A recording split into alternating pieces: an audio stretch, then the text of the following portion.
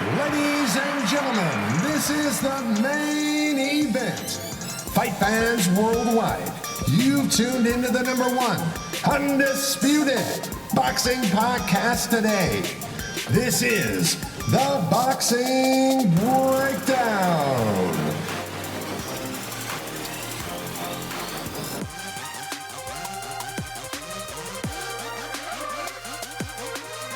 Now, your heavy-handed, hard-hitting host, Mark Roxey.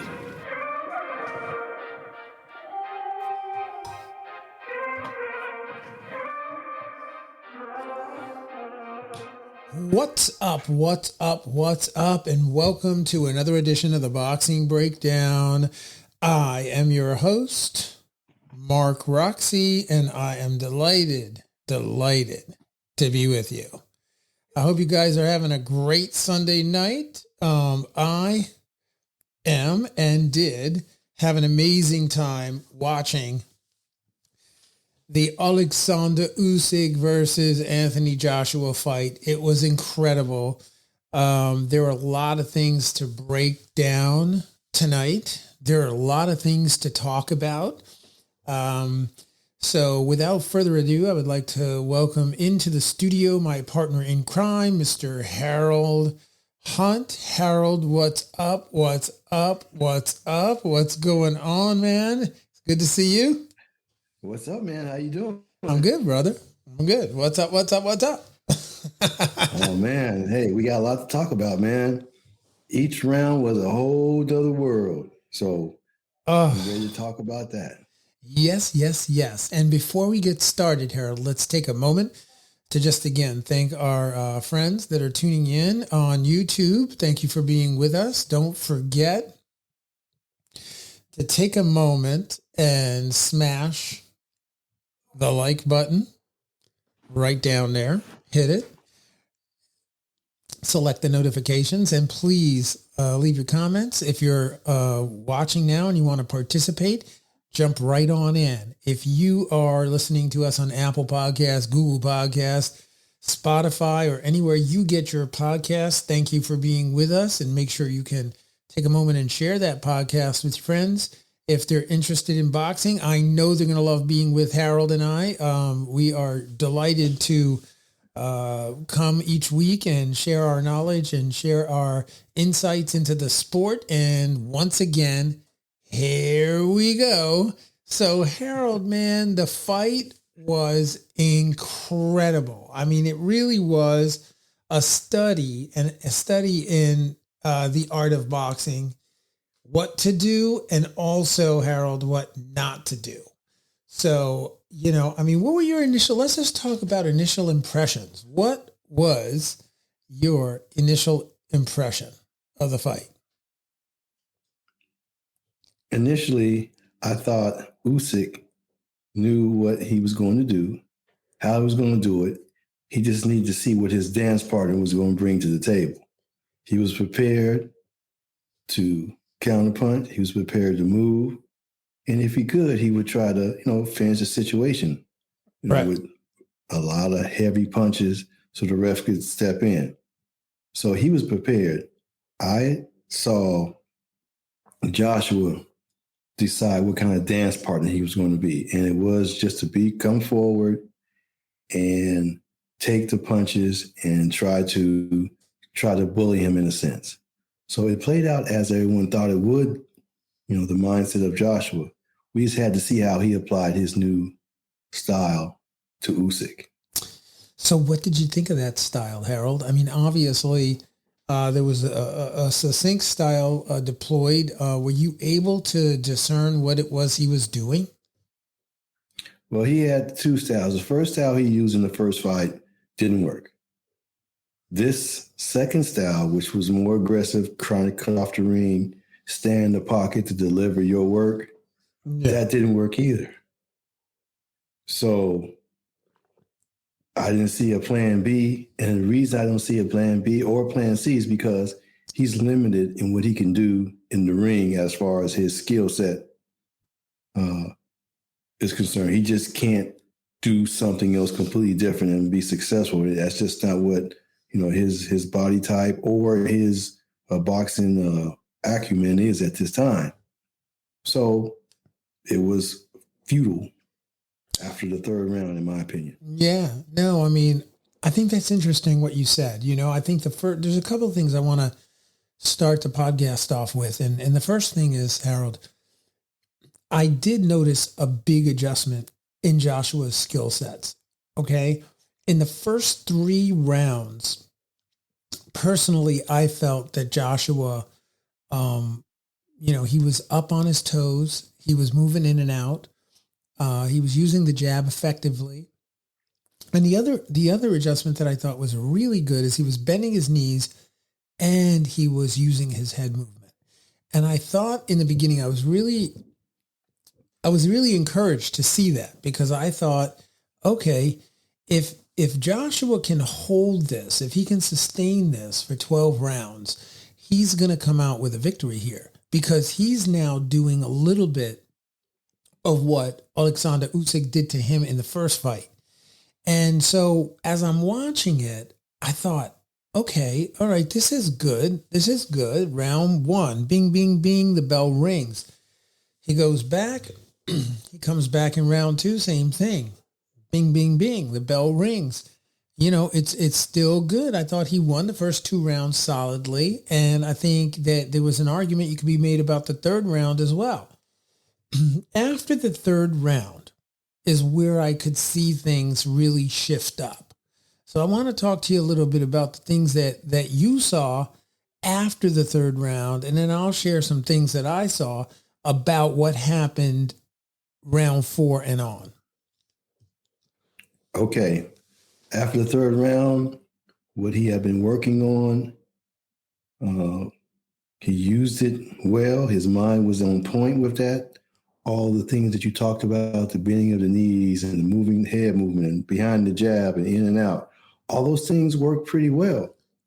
However, he went back to his old style in the 4th round. And that's just how it is. Right. Like I always say, if your father taught you how to fight, whenever you get into a real fight, the first thing you remember is what your father taught you or whoever taught you how to fight. All that instruction after that, you may absorb it, but you always remember your baseline, your very first understanding. And he just resorted to his very first understanding, which is sound, of a boxer, a robotic type situation. And he went right back to that. Right. So that's what I saw.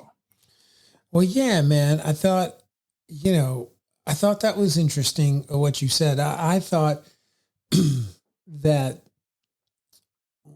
Usyk started to warm up after the third round. He started to use his lateral movement. He started to really be able to get, effective pot shots landing on Joshua, hitting him with the straight left hand, double jabbing, hitting him with the left hand, hooking around the corner. And those moments where Joshua came up closer to Usyk, Usyk was able to just kind of pepper him and hold him off. And I thought it was interesting because Joshua did not let his hands go when he was close. When he was close and in punch range, able to let his hands go and throw combination punching, he did not do that for the majority of the rest of the fight. There were times where he did. There were, 3 or 4 really good punch combinations. One particularly that he landed later in the fight, maybe like round 8, somewhere up in there. Don't quote me on that, but somewhere up there where he landed a multitude of body shots on Usyk and he started to break Usyk down. But those moments, for some reason, didn't occur as much as they should have happened in the fight. So, I mean, is that what you saw? Yes, he started following him around. Once he got warmed up, as you said, and he started pot shotting him and hit him with this and hit him with that and use his movement, then no longer could the in and out be effective because he had to kind of move with Usyk to deliver his work. Yeah. And once he had to start moving and chasing him around, he went back to his style of, walking you down, the typical AJ type fight. Right. So he was taken out of the back and forth that he learned because he had to chase Usyk around. And the only way he could do that was how he did it in the past. So he just got right back in that same boat he was in the first fight. Right. Well, I mean, you're absolutely right. I think not only was he chasing Usyk around, but he also, in addition to chasing Usyk around, he wasn't able to switch when Usyk was switching. When Usyk was going right and he tried to go right, by the time he turned to go right, I'm doing this for the Boxing Breakdown fans so that they can hear what I'm talking about. When Joshua pivoted to his right, Usyk was already gone. So it was almost like Joshua was fighting behind the rhythm. He was behind Usyk's rhythm the entire four through. I mean, there were a couple of moments in the fight later on, but pretty much you could see systematically how he was falling behind rhythm-wise. And then Usyk and his team realized that Joshua was not going to be able to keep up with him rhythm-wise. So as the fight went on and Joshua got tired, more tired, Usyk picked up the rhythm and started to move even more, rotating him, not allowing Joshua to be able to set down on any of those punches, And so that was a really, really big adjustment that happened somewhere around 5 or 6 that Usyk started to take off. He started to create more lateral movement. Joshua was behind him in the rhythm and chasing him around. And those were the moments where Joshua was eating straight left hands.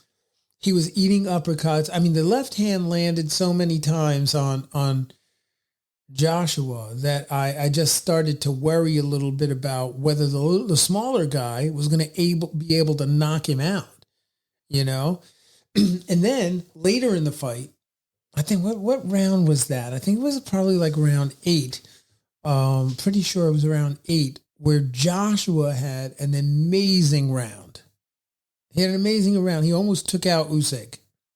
Do you remember that?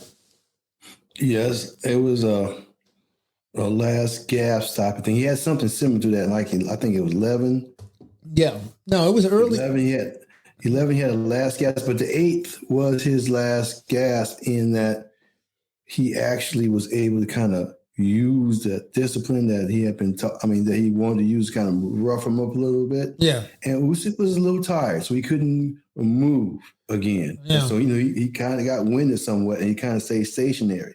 Yeah. But as long as he had Joshua coming behind him, stepping behind him, using the energy to chase him around the ring and move here and move there, he was content. Right. With his style. But when he kind of stationed himself, kind of in front of Joshua got a chance to get off in that 8th round. Yeah. Yeah, that's right. When he basically Joshua started holding him behind the head and stuffing him into the corner so he could get his shots off because Usyk was moving so much he couldn't find him. So he literally had to hit him a couple of times low. To do whatever he had. He did hit him a bunch of times low, below the belt line, of course. Questionable as to where the punch landed, but allegedly the punches landing on his thighs. They were landing on his hip bones. That's an old technique, to slow the guy down. When you got a guy moving fast, you hit him on the hips and the hip bones, and that slows him down a little bit. And he was doing that. He got warned a couple of times for doing that, but basically his hope was, well, if I can get that lucky shot, it might be over. And there was a time in the fight where he had Usyk pretty hurt. And had he had the stamina, I think he punched himself out, meaning Joshua. So Joshua wasn't able to get those shots off on Usyk. But, it was an interesting fight. The judges, so this fight, by the way, for those of you that are tuning in, if you didn't get a chance to see the fight, it took place in Oh, it was in Saudi Arabia, right? Yes. Yeah, Yes. and the judges scored the fight unanimously for Usyk. Usyk. Thank you so much. You get my words. The judges scored 112, 116, 112, 117, and 113, 115, right?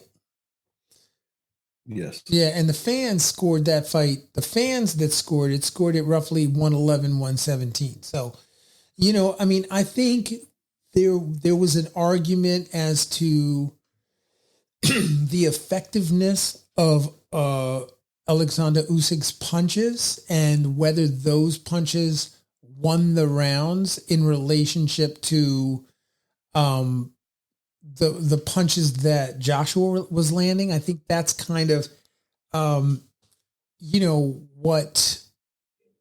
what basically was happening later on in the fight.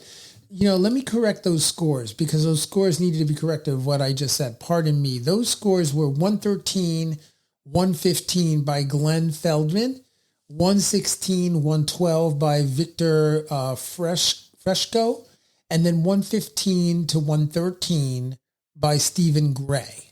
Okay, so those were the actual scores. And yeah, man, I mean, it was an amazing night of boxing. It was an interesting fight because, for me, it just affirms, Harold, training fighters. For me, it affirms that you cannot approach a fighter and sit right up there in the pocket without letting your hands go and expect to win a fight. It just doesn't happen. And if your footwork is slow and behind your opponent, you're going to have a hard time winning the round, I agree.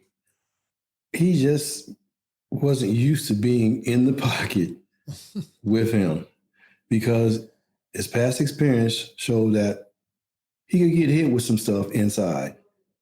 So he wasn't just comfortable just getting off. As you said, he got close to him several times. He could have did a little something, but he didn't. Yeah. He did at times, but he had more opportunities than not, and he didn't do anything. Yeah. I mean, he just didn't throw the punches. There were times where he had the straight right hand lined up, ready to fire, ready to go, and he didn't throw it. And I'm just thinking to myself, what are you doing? You have it. You have the shots. Throw your hands. And he didn't let his hands go. And I just, I mean, and Usyk, to Usyk's credit, he looked a little he looked a little soggy. He didn't look sharp. He did well, but he didn't look sharp, his normal sharp self. I could see a little bit of, it wasn't as good as I expected it from him. He did what he had to do to win. At the end of the day, it was a very, very close fight. Very close fight. I think it was 1 point difference, right? So, Joshua, toward the end of the fight, he tried his best to land, but, 11 and 12, you had Usyk on his bicycle running. I mean, he was racing that bicycle left and right and back and, under and to the side. And, you could just see Joshua's, you could see his face that he was thinking, the window on this is closing for me. It's closing. And you could, as you're watching, you could feel the window closing on him as you get round 10, round 11. And then here we are in round 12. And, my son and I were watching, by the way, Ben Roxey, if you're listening to the Boxing Breakdown, thank you for tuning in tonight. I see you there. Me gave me some fires on the comments. I appreciate that. And, but we were watching the fight, he and I, and we just looked at each other and he was like, Dad, this guy's going to need a knockout to win. I'm like, I know he's not going to win if he doesn't knock him out. And sure enough, he didn't win and he didn't knock him out. Right. So that's not the end, folks. That's not the end. Harold, let's break down what happens at the end of the fight? Let's talk about what happens once the decisions were, when the decision was given, there was a lot of pomp and circumstance at that point. Do you remember that? Some of it. I started taking notes. What I saw that stood out to me before they said who won, Usyk had the flag. Yeah. And Joshua broke character because obviously he's quite the prima donna in private. Yeah. So his goodwill was broken because he knew he had lost, and he said to Usyk, "Give me the flag, give it to me." He broke character because he demanded from Usyk to give him a part of the flag so he could hold it up. Right. You understand? Yeah. The optics were nice, but the way he asked Usyk for to hold the flag up, that spoke volumes to me on he was frustrated situation, and kind of like, you want to say for your music people, Whitney Houston, whereas she came from the street, but they absolutely changed her persona for the public to see. And the minute she went back to who she really was, it was all shocking. Right. That's what I saw from Joshua. Yeah. He broke character and he became this bully dude even after he lost. And that stuck out. The rest of it, he reverted it back to, gracious type guy. So what did you see, Mark? No, I mean, I actually didn't pick. It's interesting. I didn't pick up on that. That's not what I picked up on. What I picked up on is that he was definitely wrestling with himself as to whether or not he won or lost the bout. He was sitting there thinking, oh man, did I do enough to win or did I just lose this fight? You could see him.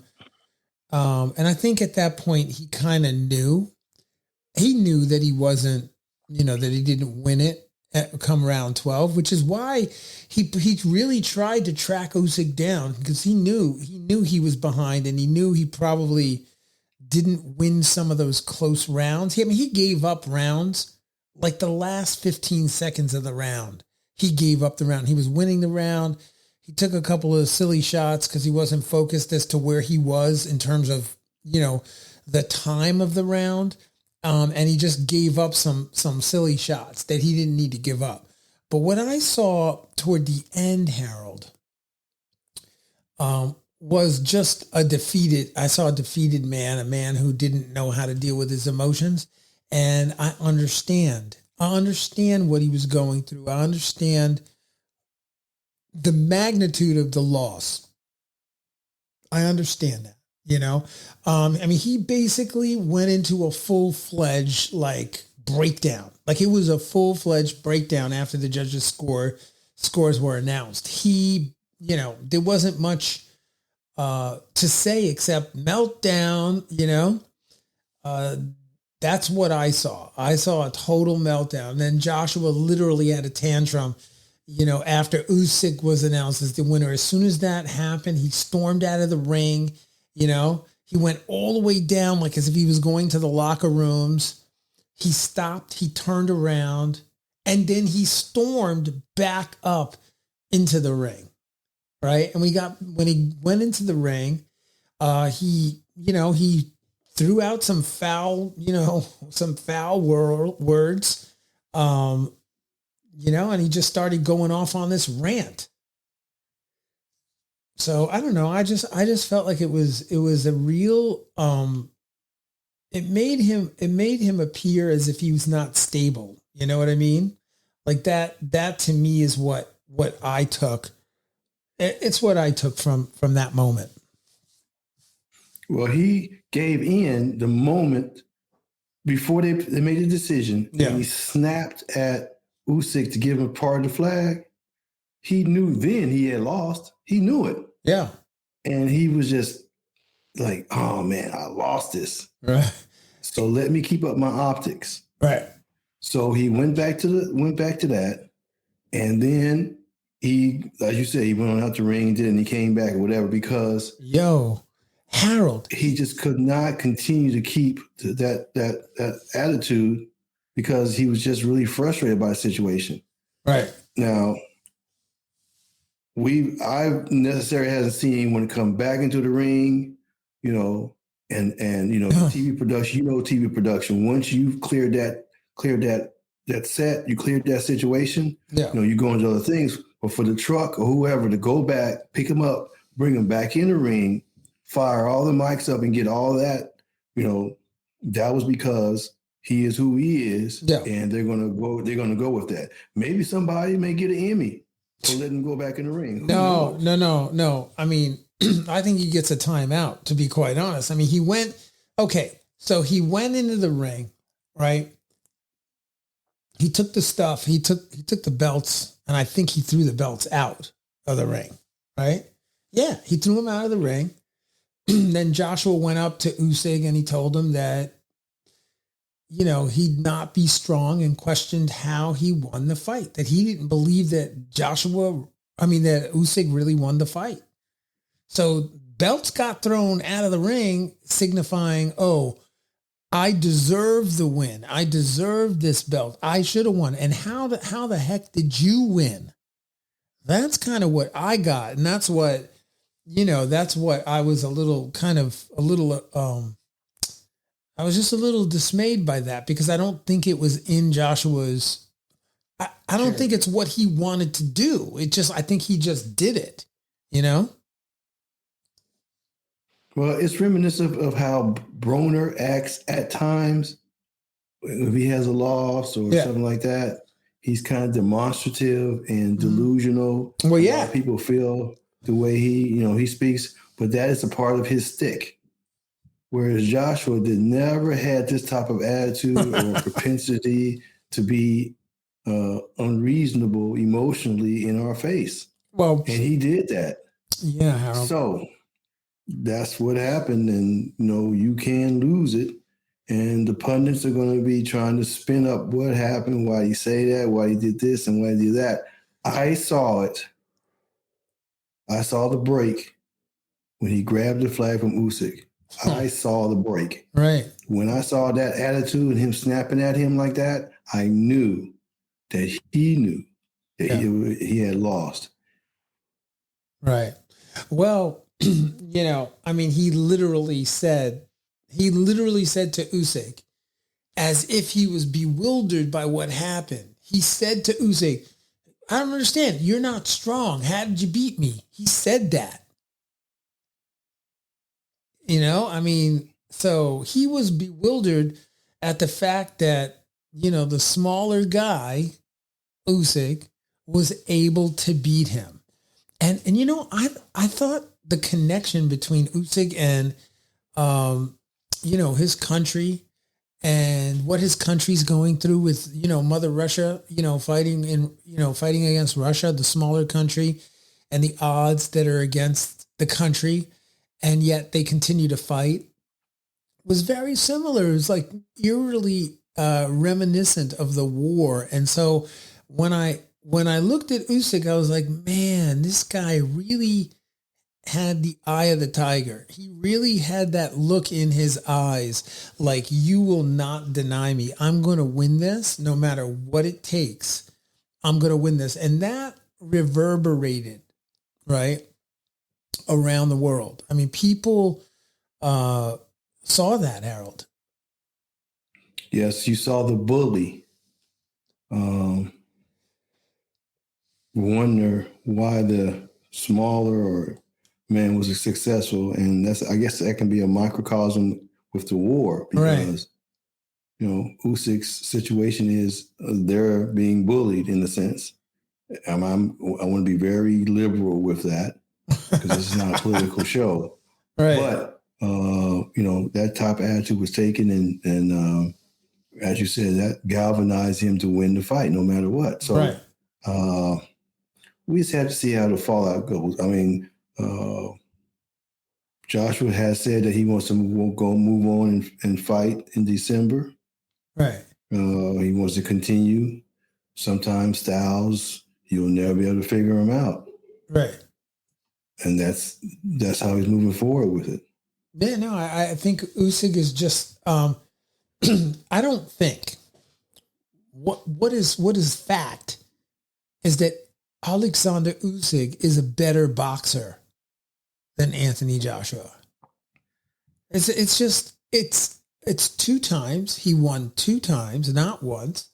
And both times he did pretty much the same thing. It was much of the same. The only thing that I thought was really, really interesting is that he started the fight a little slower.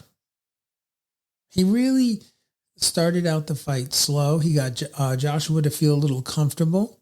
He got him to burn a little energy throwing punches. And then he took off, right? And he understood that if he had the legs and if he had the stamina and the lateral movement and the punch combinations later in the fight, that he's gonna walk off with a victory. And he did that. He actually did that. So yeah, what I saw was he knew that the guys were going to try to deploy a new strategy. Right. So he had to look at it, see what it was, Well, I want to see what it is, what he's trying to do, where he's trying to go. In order to see that, he had to be kind of stationary. Right. So he simply continued just to look at it, see what it was, what the tendencies was, what the movement was. He said, okay, let me go to my game plan and see if this new work that he's working is going to work with this. And it did not. Right. He dropped it and he went back to his plodding style, chasing him around the ring. Yeah. There were some people on the live feed, they were talking about it and they were saying, I don't understand why why his corner was telling him that he won the fight. Why were they doing that when clearly he was losing the fight? You have any thoughts about that, Harold? Well, they want their money. They want their pay. They don't want to get fired after the fight. They know he's losing. When he goes back and looks at everybody's performance, someone has to be the scapegoat. You know how it is with fighters. They got to find somebody to blame for their loss.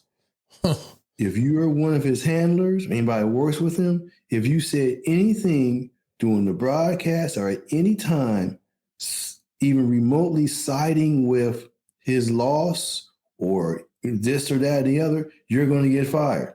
They all knew he was losing the fight. But of course, they're going to say, yeah, you win the fight because they want to be retained for his next fight going forward. Right. They don't want to be the scapegoat. So they're going to say what they have to say to get that paper, to get their pay. Right. And that's what that was.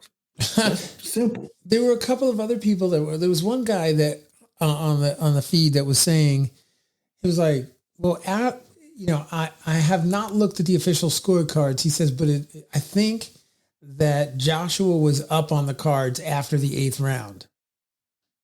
I mean, was he? Do you think he was up in the 8th round? I had the whole fight. I had the fight 7-5. Okay. So you scored it then. Wow. Inadvertently, yes. Good. Okay. So was it unofficial score? Like, you mean like a loose score, or did you actually score it? It was a loose score. But okay. Because of what I do, yeah, I can easily just look at something and say 10-9. I can add it up in my mind. I don't have to write it down. But yeah, it wasn't a loose score, but I knew who won each round. Right. Well, supposedly after the 9th round, 2 of the judges had AJ winning, and the other judge had him losing by 1 round. So that's kind of odd to me. I'm going to side with my colleagues. So yeah. Whatever, they saw what they saw. Everyone has a different discipline. Right. But they got it. You're not saying they got it right, but they came up. They finished how they thought it was. So I cannot dispute that because I myself have been in situations. Right. Now, I've worked with Glenn Feldman before as a judge with him on the fight. So I know I don't know how he thinks, but, I've talked with him a lot of times about this or that or whatever. So I understand where he was going with this. But the main thing is they were able to finish the fight, and it was an acceptable decision. Right. However they said it was their who was up or whatever, that's in the middle of the fight. Each round is separate. Each situation where you're sitting, there's 3 spots around the ring. You see different things. Absolutely. So I can't even speak to that, Mark. Those guys are professionals far above my level. So I know that they know what they're doing, and it came out correct. I just had it, at my meager understanding, 7-5. Yeah, I think that let's talk about Garcia, okay? Because I think that there was a disservice done in the corner. And again, I respect and hats off to everybody working at the highest level, doing their best that they can. But I think if you go back and you look at it and you think about tactically what could have been done differently, certainly telling your fighter that he's ahead as you're going into the championship rounds is not a good idea, right? Even if he is ahead, right? You just leave it alone. But if that's just me. I mean, maybe that's just me. Yes, right? But you're a trainer. That discipline is yours and yours to speak on. I can't get it. And, that's why, you have the show, because you need people to understand your side of the fence. Right. So I can't even understand that or why that would be, other than, he's going to keep his fighter going. But you can break it down differently. So in your mind, it was inappropriate or something that should have not been said, or hey, I have to agree with that and try to understand why that would be so. Well, I mean, come on. For me, it's strictly financial. I think not as basic as I am, strictly financial. He wanted to help his charge do better if he could. Right. I think when the scorecards are released, meaning like they're actually released and you get a chance to see, I mean, I can see them, but that's not public. Not everybody has access to that, but round 1, right? I mean, basically round 1, I think it was, well, I gotta break this down. You know what I'm going to do? I'm going to post it up on our Instagram. I'm going to throw this scorecard up on Instagram so people can see it up there. I really can't. Well, maybe I think I can pull it up for the YouTube. It'll take me a second to pull it up, but I'll try to get it up on for everybody to take a look at it. It's interesting. It's definitely interesting to look at it visually and see what the judges had, Harold. It's coming up in a second. So, well, so just my opinion, it looks like it was a well-judged fight. The referee did a great job. It was kind of obvious what was going on. The commission, everybody looked great. I mean, I had no complaints or anything to say about the judging or the refereeing or the corner work either. You had to be online for your fighter. And that's what it was. We saw the proper strategies deployed. We saw Joshua try to do what he had been working on to do. He did that for a period of time. He had the good round 8. He had some work done on 11th and 12th, I believe. That was, it was exciting. I mean, the whole thing was great. And it had a little drama at the end with him coming back to the ring and throwing the belts out and this, that, and the other. Yeah. I mean, there's a lot of good stuff, a lot of good optics, to be seen. As I said, when we were talking about the fight earlier, that you're going to see a little more pronounced,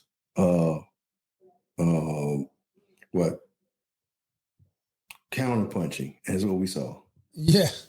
Yeah, no doubt. Yeah, absolutely. Well, it looks like I can't pull it up here for today, but I will pull it up, and I will put it up on our Instagram account at Theboxingbreakdown. And Harold, man, thank you so much for being with us tonight. Thank you for this quick and prompt post-fight recap of Usyk versus Joshua that took place this last Saturday. This was the second fight.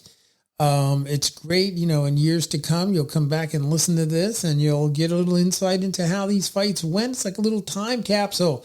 And until then, people, peace and love.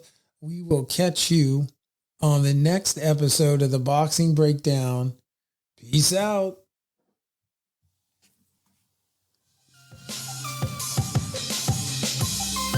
Fight fans, join host Mark Roxey and special guests as they break down all aspects of the boxing world, including news, business, management, training. Let's go, Harold. Come on, throw your hands. Upcoming events, let's go. Pop it, pop it, pop it. Future boxing stars, title fights, state of the boxing world, and all the stuff you don't see when you watch boxing. This podcast is released each week on Thursday at 8 p.m. Eastern Standard Time. Live streamed on YouTube, Instagram, and Facebook Live. It's the Boxing Breakdown, hosted by Mark Roxey.